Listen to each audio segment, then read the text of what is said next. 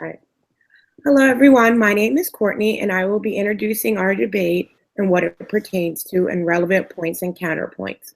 The roles of each group member are the following. Janelle will be the introducer, Carol the summarizer, Diane the illustrator, myself and Joanna are researchers, and Linda is the fielder. The roles will be mixed between members of the group, seeing as it is an informal debate and everyone did research on different points presented in the debate. Our debate pertains to the mandate established in 1975 that provided all children with disabilities access to a free and appropriate public education. As the need for special education teachers continues to rise, parents and advocates for individuals with ADS have begun to push for evidence-based behavioral treatments and interventions in hopes of improving the education and quality of life for those in the school system with ADS. The question posed is, should FAPE include mandatory ABA services for children and youth with ASD in schools? We believe that it should be included in FAPE so that children in schools with ASD have a better chance at achieving autonomy, doing better in school, and have a better quality of life.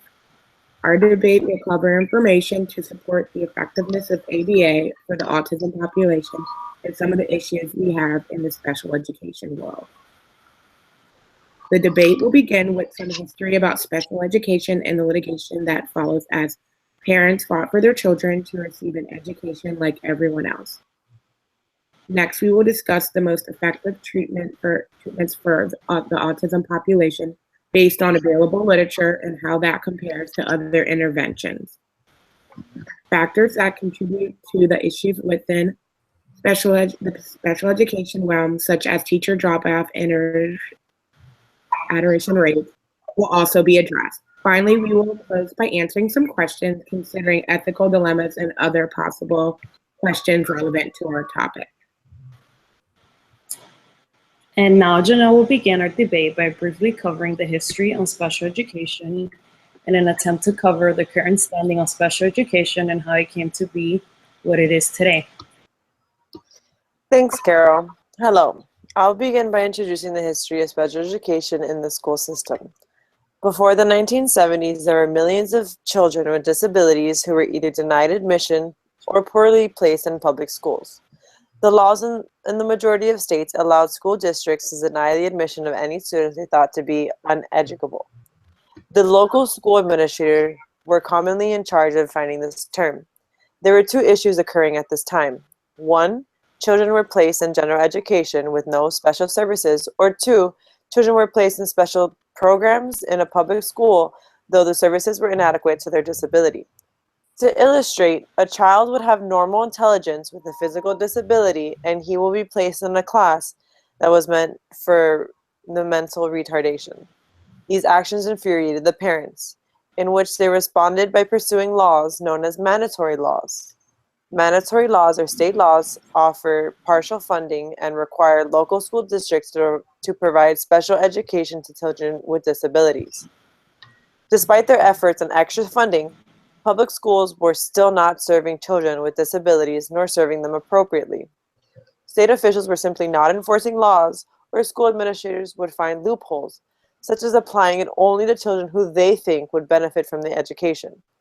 In 1975, it was revealed that 3.5 million children with disabilities were not receiving an appropriate education according to their needs, while almost an additional 1 million were not receiving an education at all.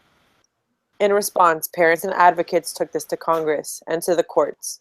The federal courts decided that the school must treat all students with equal protection of the law without discrimination in regard to their disability.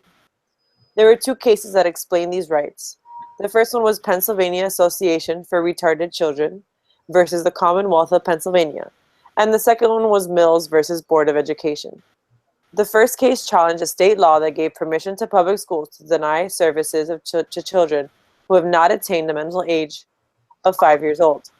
It was agreed that the state must offer full access to free public education to children with mental retardation up to the age of 21. This case also established a criterion of appropriateness. Each child is provided with an education that is appropriate to his or her learning capabilities.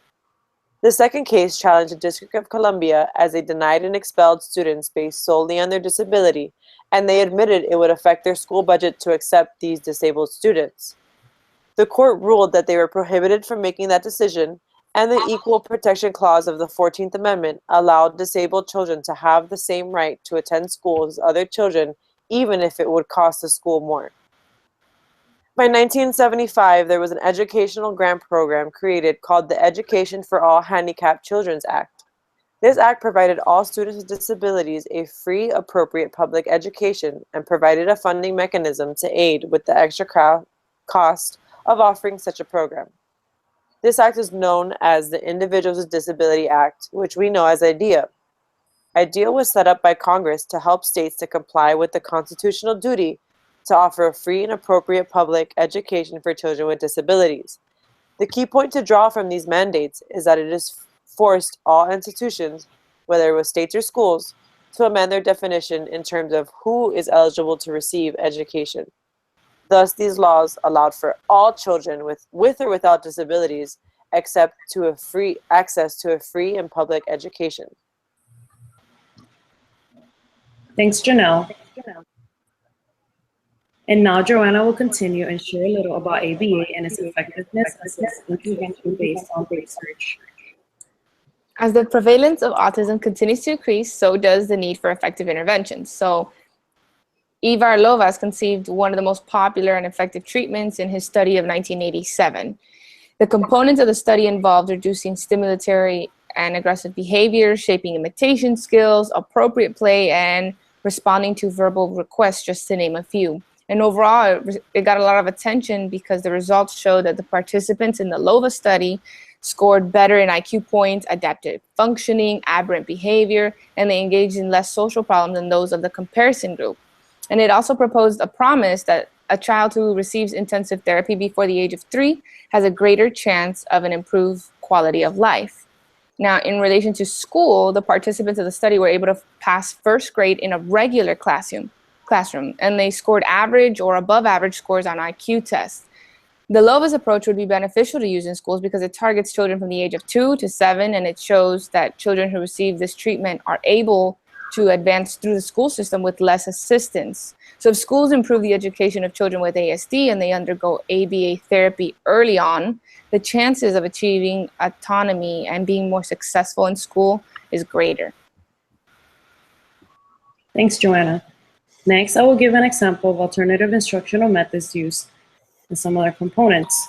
Over the years, alternative instructional methods, although they have many similarities to ABA, that they make different components as well. First, one of the known systems is called School-Wide Positive Behavior Support, SWPBS. SWPBS focuses on positive behaviors in the school environment, expectations for behaviors. For example, if a student is hit by another student, he is expected to raise his hand. And according to Laura, the key component to implement SWPBS into the classrooms are clearly defining the classroom expectations, directly teaching and encouraging these expectations, defining effective consequences, and applying collaborative problem-solving models to identify and monitor evidence-based practices. SWPBS has shown to reduce rates of office disciplinary referrals, detentions, suspensions, and increase instructional time. Unfortunately, SWPBS can face some barriers for implementation. These are mostly staff-related barriers that include philosophical beliefs inconsistent with SWPBS, limited knowledge of SWPBS principles, and difficulties in collaborative problem solving to other staff and families. Next, the TEACH program, which is structured teaching system. This program implements close collaboration between the parents and professionals of therapists. There are 4 main components to TEACH. That refers to the layout or setup of the teaching are both academic and functional teaching, visual schedule, work systems, so students are aware of how many activities have to be done, and task organizers. TEACH programs has shown to improve visual information processing, difficulties with social communication, and executive functioning amongst children with autism. Both programs can be beneficial for school systems as they target issues that are very common in the ASD population. These issues become a problem to the school system because they may hinder the students' learning. One of these programs are evidence-based practices. Therefore, the validity of the programs can be questionable. According to Ethical Compliance Code 2.09, treatment intervention advocacy, clients have the right to effective treatment. Behavior analysts have the obligation to advocate and educate the clients about scientifically supported procedures. Throughout the history of education, the adaptation of instructional programs and practices have been driven more by ideology, fixed marketing, rather than by evidence. With available research today, it is our responsibility to provide treatment interventions based on empirical data. ABA is proven to be one of the most effective treatments based on empirical data. Moreover, ABA techniques have been established as evidence-based practices. Techniques do not have as much supporting evidence. That's right. And one of the interesting questions that followed up the LOVA studies was how it compared to other approaches like TEACH. So in 2002, another study was conducted where 25 4 to 7-year-old children with autism underwent either intensive behavioral treatment or an eclectic treatment. The behavioral treatment was modeled after the LOVAS program, and then the eclectic treatment included behavioral treatment mixed with interventions like TEACH and sensory motor therapies. The results of the studies demonstrated that the behavioral treatment group made significantly larger improvements than the comparison group, and it gained an average of 17 points in IQ, while the eclectic group gained only an average of 4 points in IQ and didn't fare as well in the standardized tests when they were compared to the behavioral treatment group. All that to say that children after the age of 4 benefit just as much as younger children from the behavior treatment. We wanted to really highlight this point. To consider including ABA mandatory, provided it would be important to consider their age. Most children who are diagnosed with autism are under the age of 4, a year where many children are about to start attending school. This also indirectly lowers future costs of services. If schools can improve the education of children with ASD, they will benefit from, as previously mentioned, it will be more productive, independent, and have a great chance of autonomy. 2.0 of the BCBA Professional and Ethical Compliance Code for Behaviors states that behavior analysts have the responsibility to operate in the best interest for the client. Behavior analysts have the responsibility to design programs that will assure clients have the best lives possible. To receive ABA in schools, thus reducing problem behaviors and instruction can increase autonomy and improve the lives of the clients, both short-term and long-term. Talk about a few ways to reduce costs of behavioral services in the school. It is an understandable argument to question the cost of implementing ABA procedures in public schools. There are potential high costs of including ABA in public school systems. It is estimated that the cost of ABA in schools could double what an average school district budget allows. It is also reasonable to assume schools would need to hire additional experts in the field, such as BCBAs and/or behavioral psychologists, to ensure ABA principles are run effectively.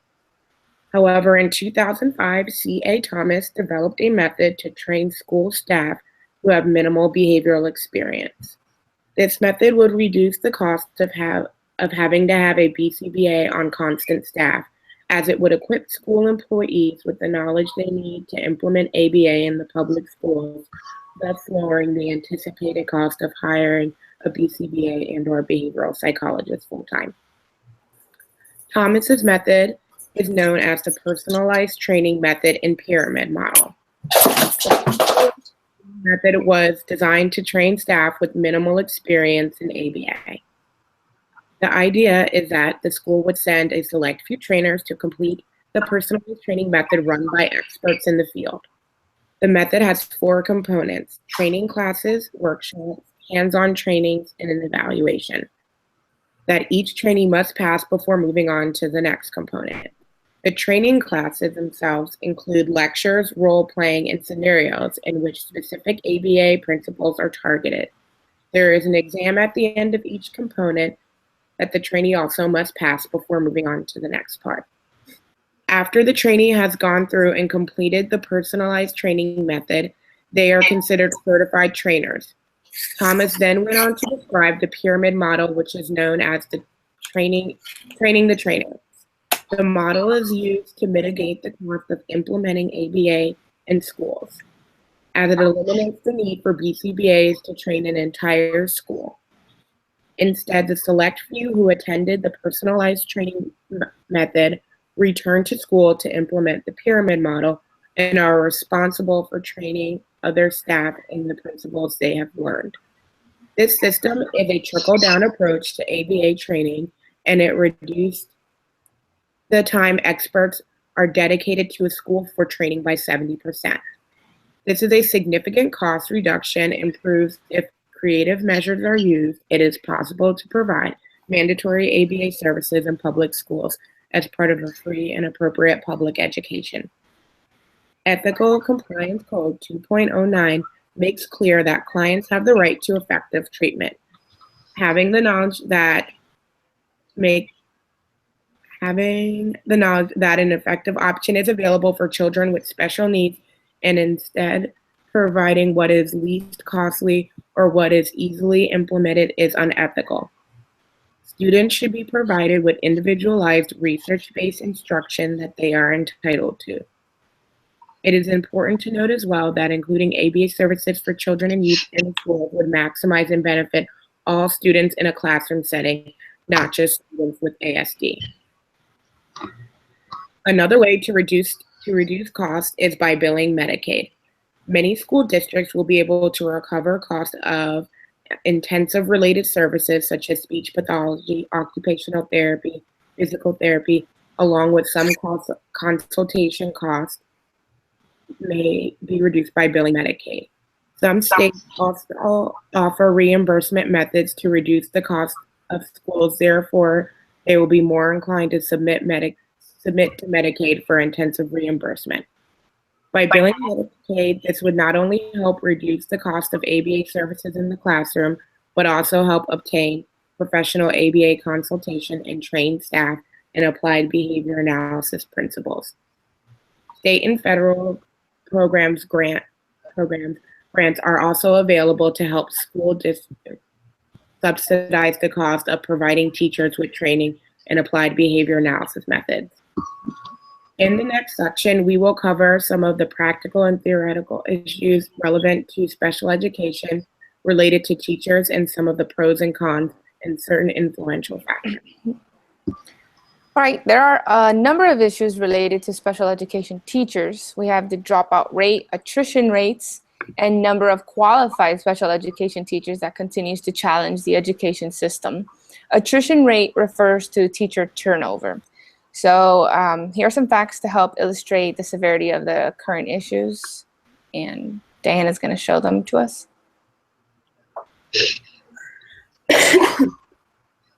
Here we have on the left side, special education teachers better.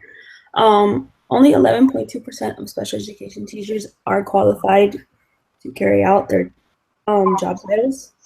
It's approximately 45,514 in the nation total. On the right side, report from Nation Statistics, they report a shortage in special education teachers, an approximation of 98% in the total of the nation.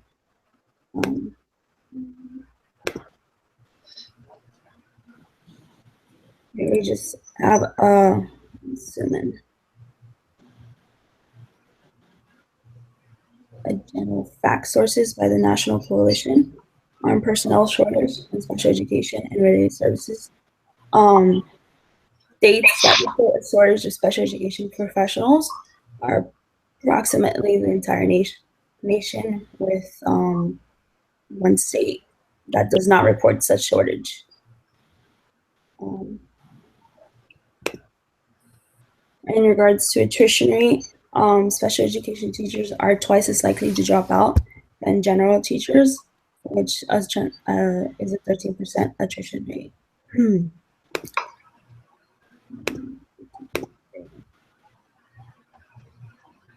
The cost of teacher attrition by state.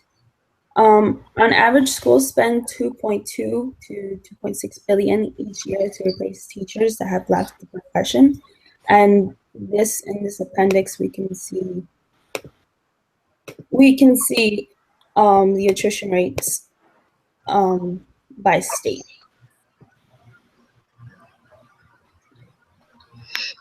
And the total number of teachers who have left, and the range of teacher attrition costs per state, from the low estimate to the highest. Yes, that is it. All right.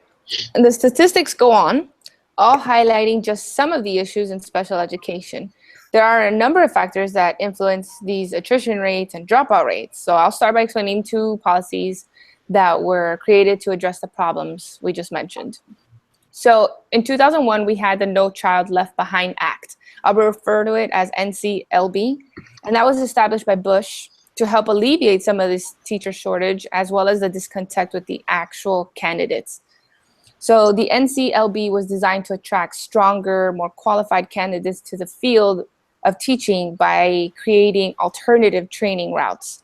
The thought process was that if they made entry to the profession a little easier, that would increase the number of possible candidates.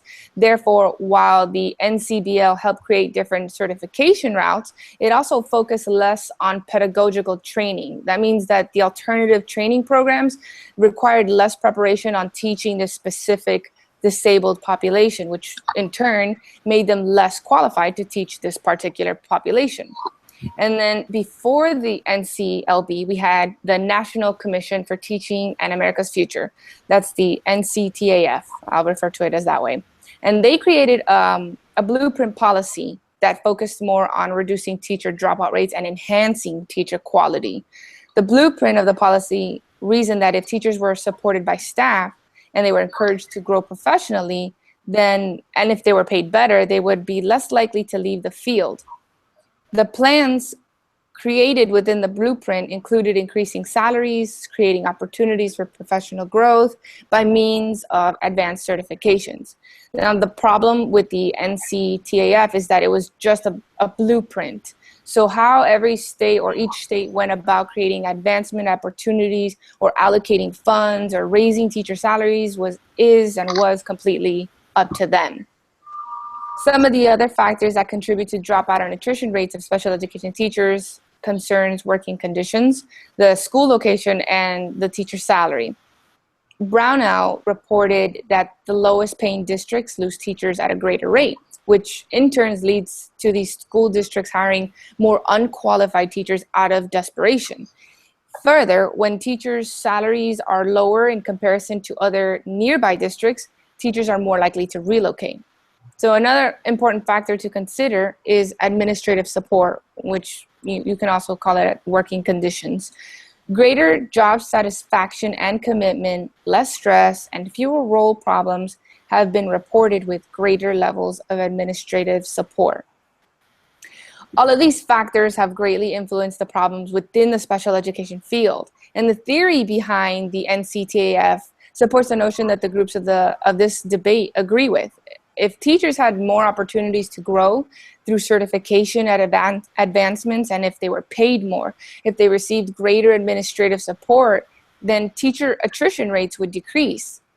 And it's also really important to note that these same adjustments would pave a path to fostering more qualified teachers for the field of special education, because at the end of the day, even if the supply is delivered and we have more teachers available, if the quality and the adequacy of the pedagogical instruction isn't there, then the child with ASD is still going to suffer. So in summation, in order for ABA to even be considered into the FAPE mandate, which we definitely agree it should, the craft of a special education teacher must be amended and just overall better cultivated. Now, Danilda will go over some questions regarding possible ethical dilemmas and other questions dealing with the topic. Hello, everyone. The following scenario I'm going to read challenges whether or not ABA is an educational service and other possible ethical situations. I was recently in a situation where the entity indicated that ABA is not an educational service and that behavior supports are related services. So parents should go through their private insurance if they want a full ABA program. What other ethical situations arise with the topics discussed in this debate? There have been many claims that ABA is not an educational service. However, research does show that ABA improves socially significant behaviors, which includes academics such as reading and writing and arithmetic. A personal ethical situation that I experienced was about a parent whose child was denied educational services because their child was not toilet trained and nonverbal. The school denying these services is unethical. A child should not be refused admission or denied services because of their disability and should also have an equal learning opportunity. Ethical Code 2.05, Rights and Prerogative of Clients, Part A, says the right of the client are paramount, and behavior analysts support the client's legal rights and prerogatives. However, because private institutions are not federally funded or run, they have the ability to deny children with disabilities an education. Parents should consider navigating around these loopholes created by private organizations by seeking federally mandated programs run in public schools. Florida, for example, has an early intervention program called Early Steps that caters to children with disabilities by creating a plan of action. This plan is designed to help develop opportunities for a child to learn and grow. The next question focuses on literature found in terms of bridging the gap and helping LEAs see that ABA is educational also. Okay, so aiming to bridge the gap currently between local education agencies and the acknowledgement of ABA is an educational program. A few perspectives and literature work may provide insight. According to Saul Axelrod and Suzanne Enright, applied behavior analysis has indicated to positively influence student academic behavior, regardless of race, socioeconomic status, and environment, including school location. In addition to improvement in classroom behavior and social skills, the authors demonstrated that using ABA techniques along with peer tutoring program positively increased student academic skills. Specifically, a dramatic increase was shown in oral reading and fluency.